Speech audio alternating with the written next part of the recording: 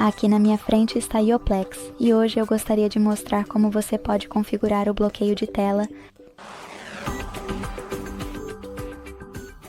Comece abrindo as configurações e role para baixo até clicar em Segurança e Localização.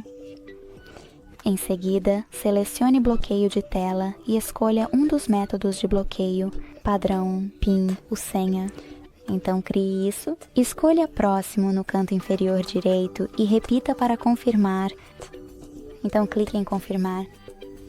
Agora, selecione uma das opções para as notificações na tela de bloqueio e clique em Concluído. Então, quando eu desligo a tela e a ligo de novo, os ícones que precisam do padrão aparecem. Muito obrigado por assistir.